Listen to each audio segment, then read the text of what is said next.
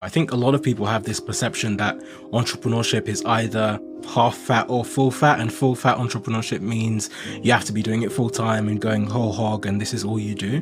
But I think they are two distinct flavors, and one might be tasty at one point in your life and one might be the best thing for you at a different point in your life. And I don't think there's necessarily a trade-off in terms of intensity or in terms of what is best. So as an example, I've done both. So on one hand, I've run a few businesses as side hustles while I was working full-time, and then I've also done the full-time thing, going off and doing my own consulting business for a little period of time as well.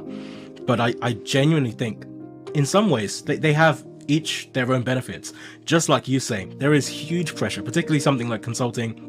You need work that is coming through. I mean, you're doing one job, it might last for a few months, but then you're already thinking in the back of your mind, if you're sick, right, or if you want to take a break, then it's all on you.